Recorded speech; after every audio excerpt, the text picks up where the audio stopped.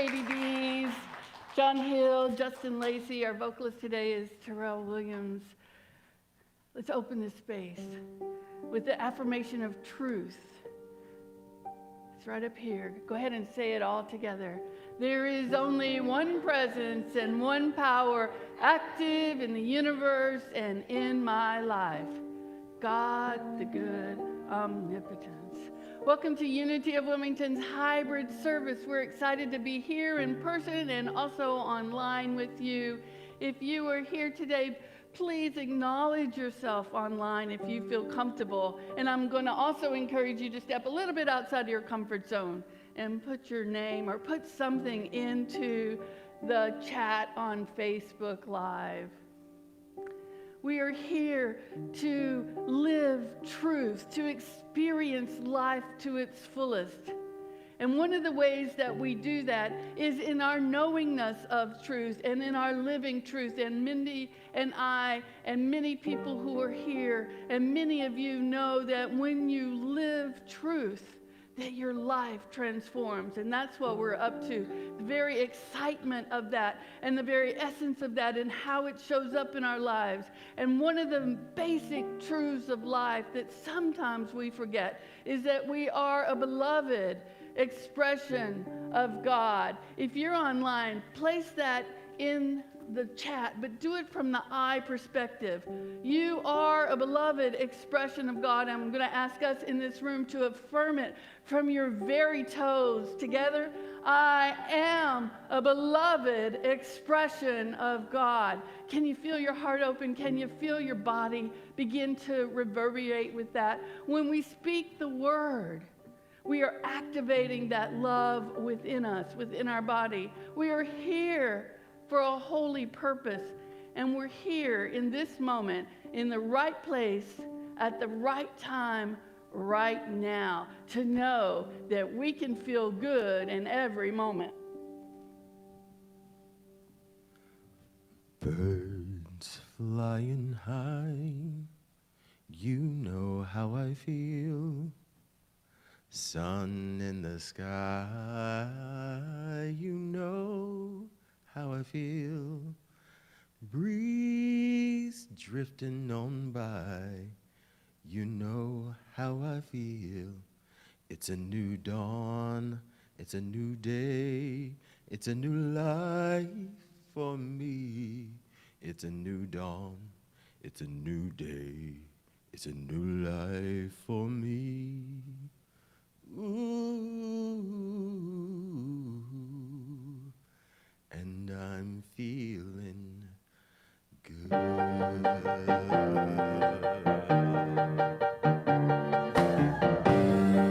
Fish in the sea, you know what I mean. River running free, you know what I mean. Blossom on the trees, you know what I mean.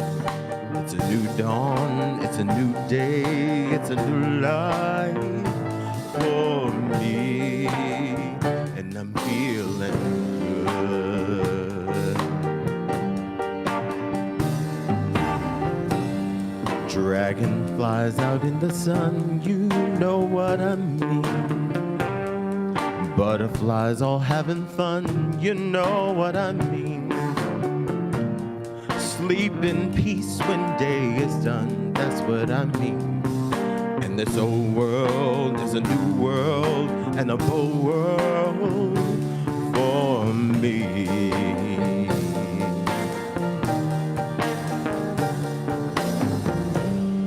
Stars when they shine, you know how I feel. Scent of the pine, you know how I feel. Oh, freedom is mine, and I know how I feel. It's a new dawn, it's a new day, it's a new life for me, and I'm feeling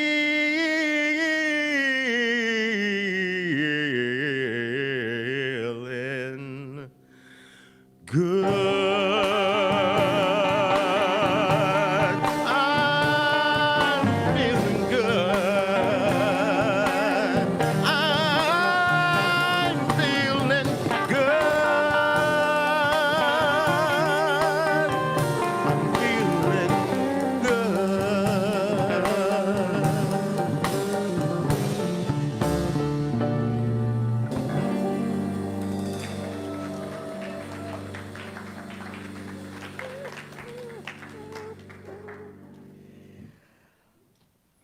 often do you wake up into your reality of life and say, it's a new dawn, it's a new day, it's a new life, and I am ready to feel good? How often do you do that? Or maybe you never wake up to your reality and say, it's a new dawn, it's a new day, it's a new life, and I'm ready to feel good. But you could in this moment, because we felt it in this space, and even online, we feel what we feel. So I'm going to ask you to say to yourself, I'm ready for a new dawn, a new day, and a new life. I am ready to be feeling good. So I'm going to ask people in the room to say it out loud, but if you're watching online, I want you to type it into the chat. I am ready to be feeling good. And then know that you are supported online in the ethers, because all time is now. You are supported by the people in this room who are going to say, I am ready to be feeling good. It's not like none of us are not feeling good, and I know that was a lot of negatives, but it's not that we're not feeling good, but there's good, and there's good.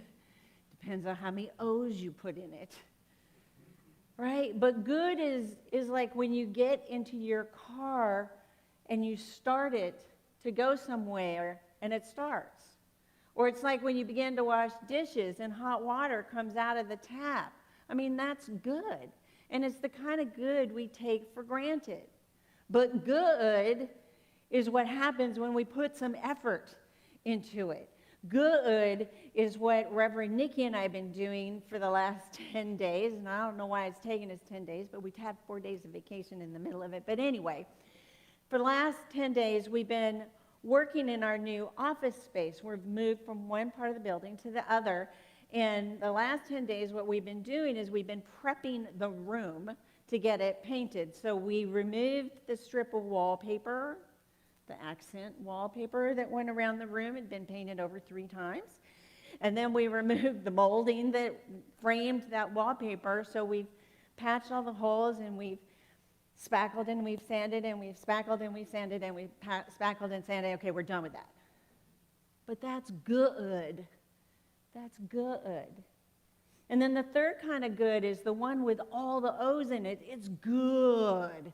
And good happens when we align our heart and our mind. We take the force of our heart and our mind and we bring them together to manifest, to transform, to bring something into existence that we were destined to be, that we haven't yet expressed as.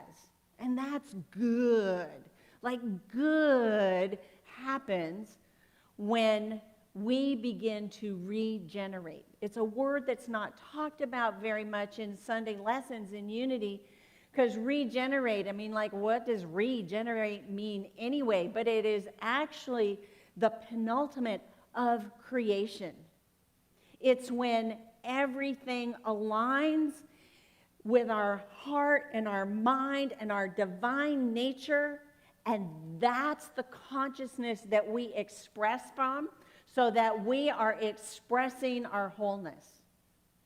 We are whole, but we've had some degenerative energy patterns develop over our lifetime that we need to release. So usually in Unity, we talk about our creative power. We talk about the law of mind action. We always are teaching thoughts and feelings held in mind, produced after their kind. So if we want more love and wisdom in our life, then we need to think and feel more love and wisdom.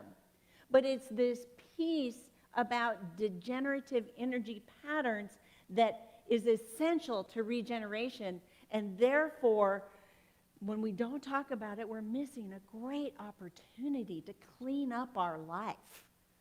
to clean up our mind, to clean up our hearts, so that we can have an experience of feeling good.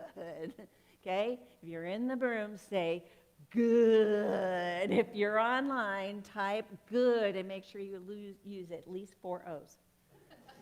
Good. Degenerative energy patterns form from when we're little kids. We learn from what people tell us we are. So we pick up these false beliefs that we begin to carry around with us. So somebody told us that we weren't enough, or they told us that we were too much. Not enough or too much. So we're too white, we're too black, we're too tall, we're too short, we're too gay, we're too straight, we're too smart. Or we're not white enough, or we're not black enough, or we're not tall enough, or we're not short enough, or we're not gay enough, or we're not straight enough, or we're not smart enough. Or it could be that we pick those things up along the way from personal experience. I've had people call me too white, and I've also had people call me too black. Go figure. Right? I mean, go figure. It was like, Mindy, you don't want to go to that store. That's where black people go. And I'm thinking, who made up that rule? But I'm from Hawaii, so I had a different paradigm, and I kind of go back to that. But honestly, we pick it up. And when we pick up these degenerative energy patterns, we tend to carry them around for a long time. We also pick them up from the collective consciousness. The collective consciousness holds false beliefs, and we take them on as degenerative energy patterns. Women have to work twice as hard to get ahead. That's a collective belief. Men have to bear all the pressure of making sure that they tend for their families. That's a collective belief. Other false beliefs held in our collective, and they're really strong, and I always have this vision of this band coming over my head, which is not really where my mind is, but it's like this band that comes over and it gets tighter and tighter, because in our collective consciousness, we believe that so many people are going to die from heart disease, so many people are going to die from cancer, and so many people are going to get COVID. Degenerative energy patterns can be neutralized through forgiveness, through meditation, and through appreciation. Reverend Nikki and I watched a live event with Joe Dispenza on Friday. And one of the things Dr. Joe does most often is invite somebody from the group of participants to come up and share a testimony. So this man came up, and he was about my age, I think, maybe a little bit younger. Anyway, he got up and shared his cancer experience, how long he'd had it, how many surgeries he'd had, how many chemotherapies he'd had, how much radiation he had, and actually he shared how his cancer had sent him into bankruptcy. Last April, he was gifted a week intensive with Dr. Joe in Orlando, and he went. And as part of that intensive, he began to dive deep, deep, deep into the work, the transformative work. It's meditation, it's forgiveness, it's appreciation. And last Friday, he stood up in front of a room of 2,000 people with 26,000 people watching online in this live event, and he shared how, through the work that he's been doing, how many of his tumors and which specific tumors had shrunk in size, and how many of his tumors and lesions had completely disappeared. Neutralizing degenerative energy patterns. And he was feeling good. That's a lot of O's. I mean, he was feeling good. Now, I don't want any of us to get sick, to feel good, to feel good. I don't think we need to get sick to feel that good. But there are some ways that we can tell that we are ready, that we are ripe, that we are primed to regenerate our lives. It's like we don't have to get there to get here. We can start right where we are to get here. And here's some of the ways that we know that we're ready. And of course, each one of these invites big questions. It invites ourselves, like, put yourself in this I perspective, yearning for greater wisdom and understanding. If we think on a national level, what is my role to reduce racism in the United States? If we're thinking on a more intimate level, how do I respond to the differing opinions in my family? In my own family, people have different perspectives than I do, and how do I respond to that? Desiring to know our I am within. What is it within me that is wanting to express in a purer way? What is my divine nature trying to tell me? I'm tired of doing and longing for being. I keep doing things that are going to make me feel satisfied, but what I really want is I want to be satisfied. How can I be satisfied? See, there's another 3 E's at the end of B. Attracted to the idea of grace. I wonder how I can engage in more forgiveness of myself and others. I'm feeling attracted to grace. I want grace for myself. I want grace for other people. Shifting from wishing to becoming. This is really almost like the doing and the being, except it's about getting. We try to get other people to love us. If I act this way, they will love me. And when we begin to wonder, how can I be love? How can I be kind? How can I be compassionate to myself so that I emanate that energy, that vibratory energy into the room or into my space or into my world? Feeling sadness, loneliness, and fear, especially when they stem from divine discontent. Especially when I think these are all divine signs of divine discontent.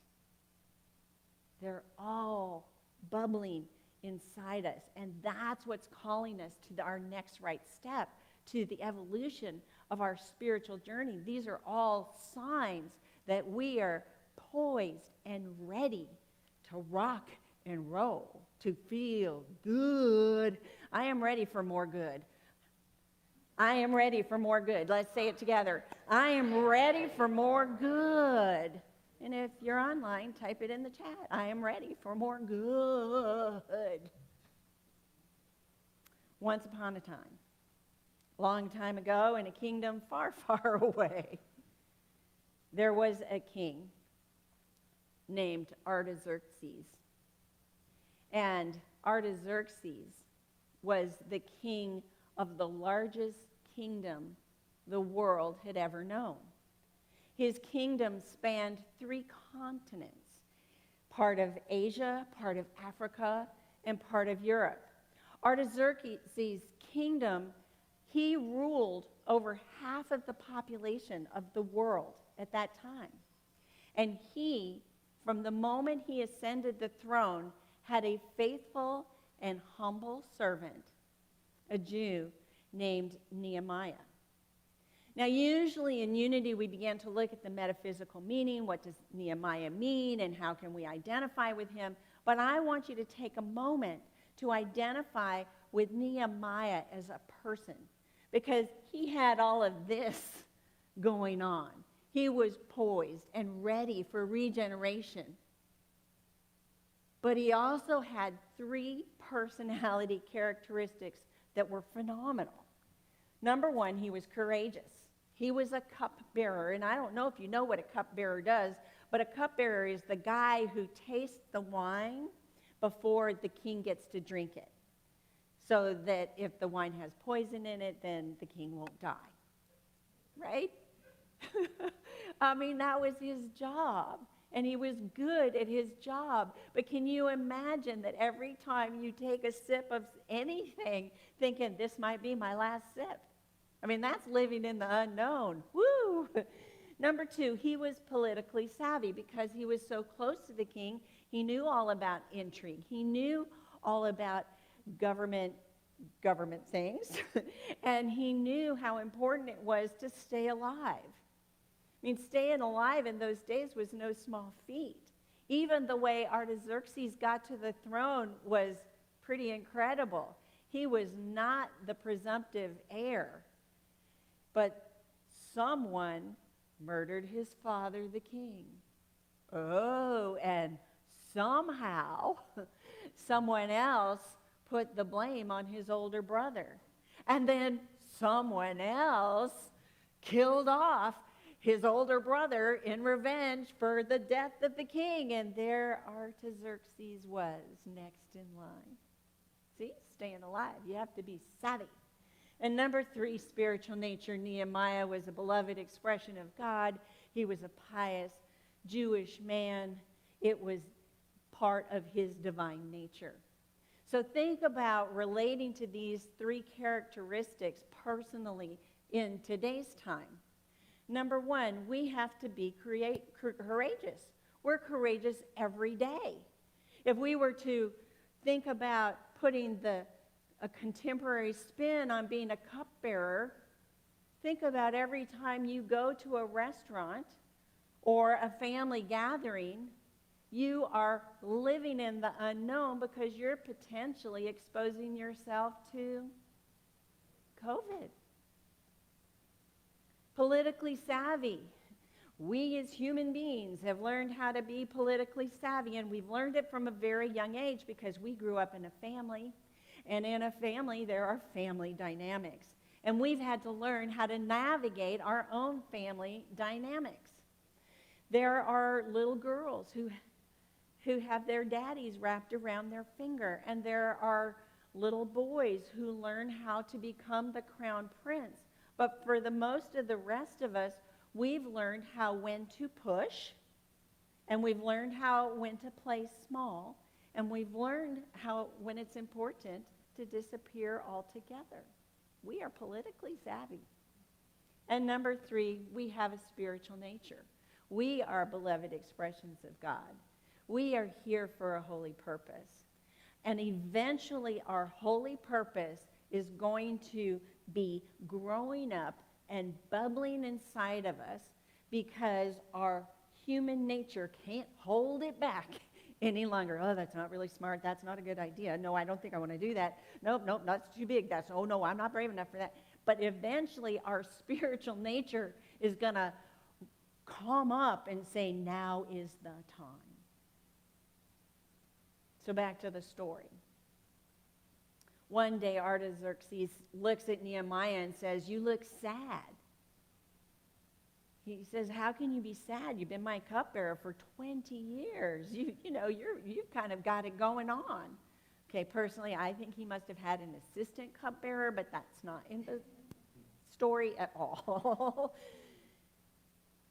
Nehemiah responds, I'm profoundly sad because I have heard that in my holy city, in the holy city of my people, the walls have fallen down. And they desperately need to be repaired, reinforced, and rebuilt. I fear that as they have fallen, so will the will and the soul and the strength of my people. Now, after 20 years, Artaxerxes was pretty politically savvy himself and wise.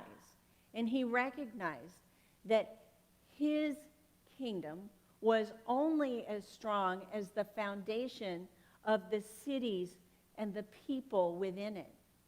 So he gave Nehemiah a leave of absence. Can you imagine giving your slave, you have a leave of absence, a leave of absence to go to Jerusalem. Nehemiah had really no idea what he was going into. He was really then truly living in the unknown, but he was courageous and he felt like he had enough within him to go. He couldn't see how it was going to come out, but he knew it was going to come out. Like he knew that this is what he was called to do. Now, if he was in the 20th century, he would have read some Florence Scovel Shinn, who was this brilliant New Thought writer, and he would have gotten a affirmation. And he would say, divine activity is now operating in my mind, body, and affairs, whether I see it or not. Divine activity is now operating in my mind, body, and affairs, whether I see it or not. So off to Jerusalem he goes. Now, Jerusalem metaphysically represents peace. So what in your life, because metaphysically we're every part of the story, the question becomes, what in your life, where in your life do you need to repair your foundation of peace? Where in your life do you need to reinforce your foundation of peace? And where in your life do you need to rebuild your foundation of peace? Peace is not the absence of war. Peace is the expression of every divine idea ever ideated by God. Peace is the divine idea of love. Peace is the divine idea of beauty. Peace is the divine idea of harmonious relationships. Peace is joy expressing. Peace is that space between us. The Gospel of Thomas says, heaven is the space between us. And I believe that's what peace is. So what in you needs to repair, reinforce, and rebuild your foundation of peace? Ralph Waldo Emerson said, every soul is not only the inlet, but may become the outlet of all there is in God. Every soul, every person. Divine ideas are our birthright. It's not like some people have access to divine ideas and some people don't. We each have access to divine ideas. Love is our birthright. Harmonious relationship, our birthright. And we are the inlet for that. It's like a frequency that's humming and buzzing all the time. We just have to tune into it. It's like a current of electricity that is moving in the wires, in the building, and across the poles or underground, however you have electricity in your neighborhood, in your community. It's there all the time. All we have to do in order for the input to happen is to become aware of it, to plug into it, to open our receptors to it. And then Ralph Waldo Emerson was so precise. I don't want you to miss this.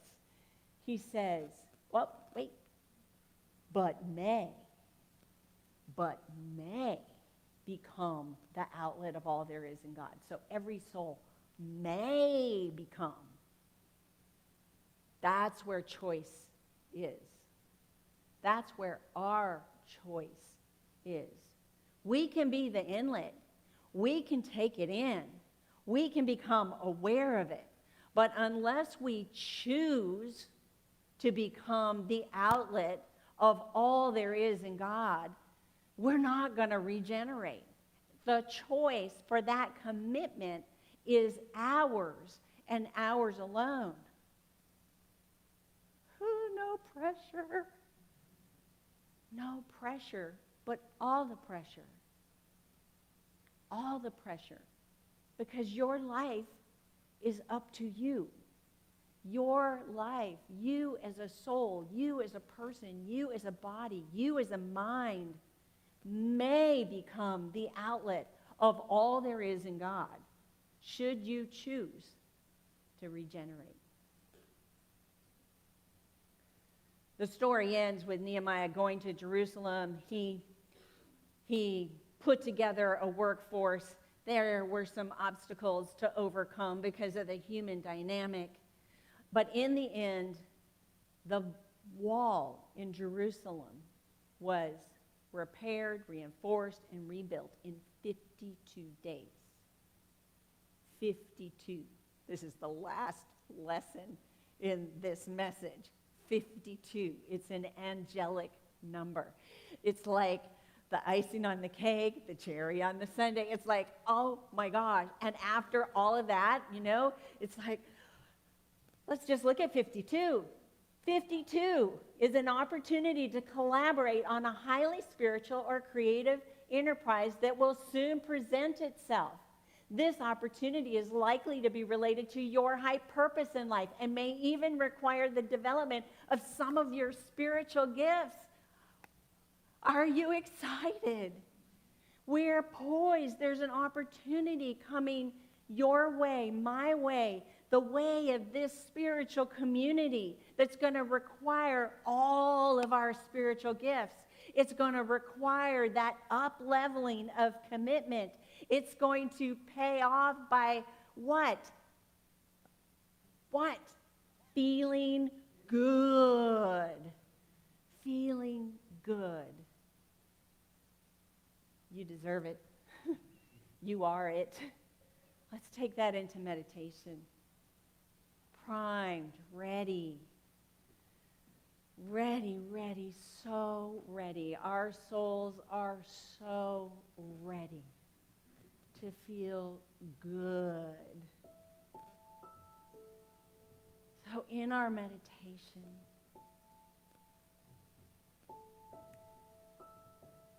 we allow our spidey senses to tingle.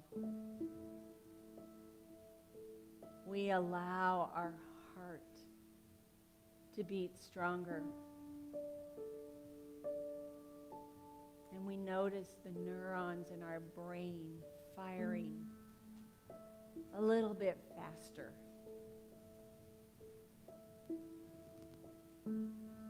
We are fully equipped.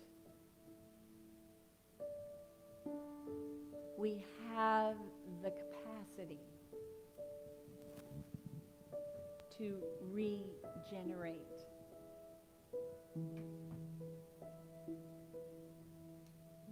And we begin with letting go. We begin with forgiveness.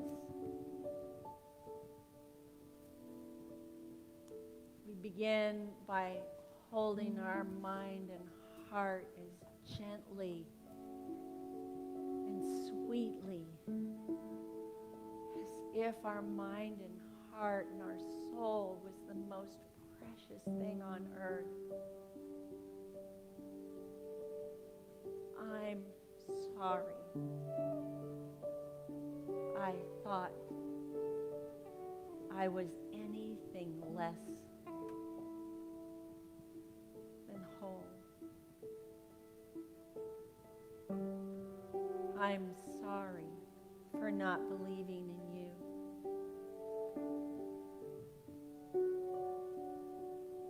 I'm sorry for not supporting you with love and understanding.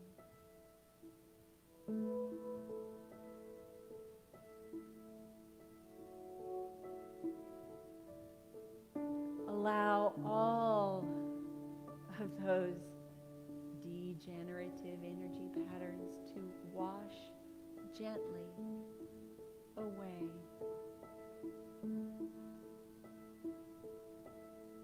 And turn your forgiveness to others. And allow those patterns to also gently wash away.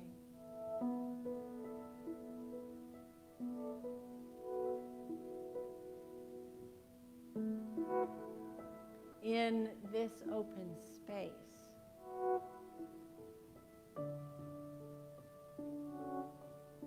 find the flame, find the glimmer, find the fire of your soul.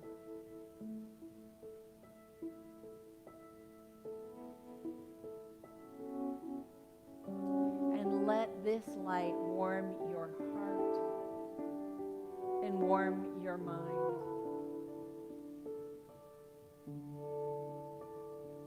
Let this light love and appreciate every cell in your body.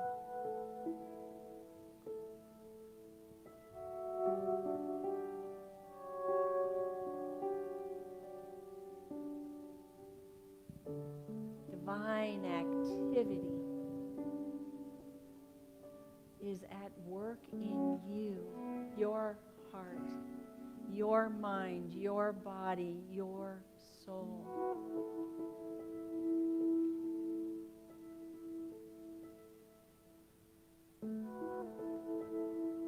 Divine life, divine love, perfect health, harmonious relationships.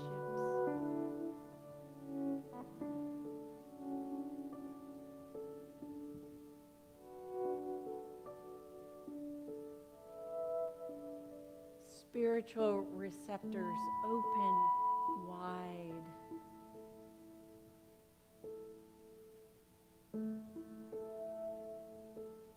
To peace. Your new foundation of peace.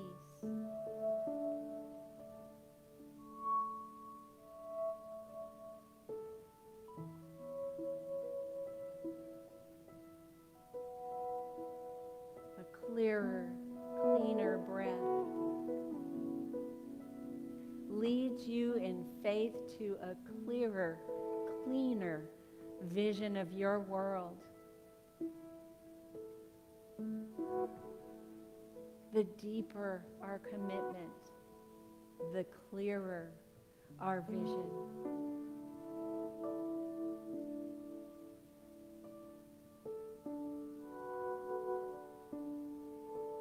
And we are so grateful to our 52. We are so grateful to know that we are beloved expressions of God.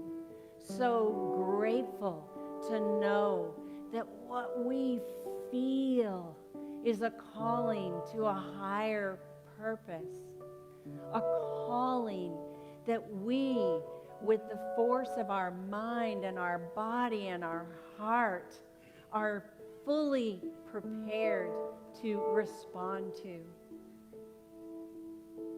So appreciative to ourselves, to our commitment, to ears that hear and eyes that see,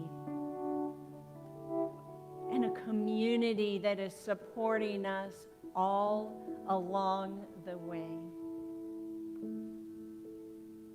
Breathing in, breathing out with appreciation, we open our eyes to a new dawn, a new day, a new life. So it is, and so we let it be.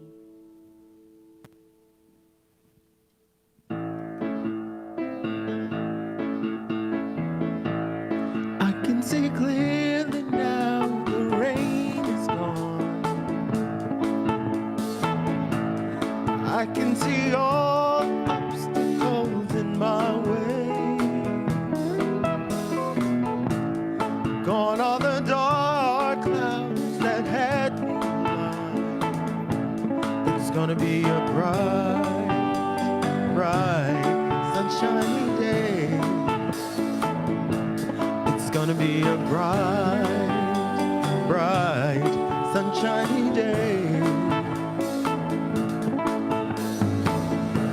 I think I can make it now, the pain is gone. All of the bad feelings have disappeared. There is the rainbow I've been praying for. It's gonna be a bright, bright, sunshiny day. Look all around, there's nothing but blue skies.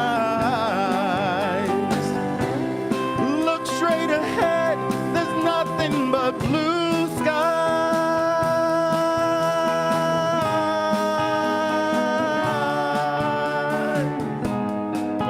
Wanted to wait till you got that note out.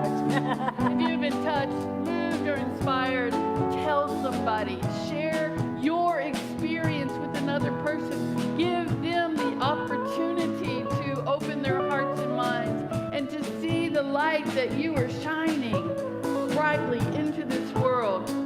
If you've been touched, moved, or inspired, we invite you to give, to support this community, but also to support your own prosperity. Let's do this affirmation together. Divine love through me blesses and multiplies all that I am, all that I give, and all that I receive.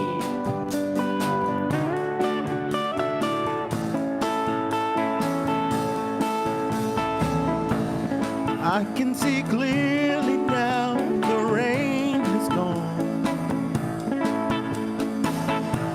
I can see all obstacles in my way.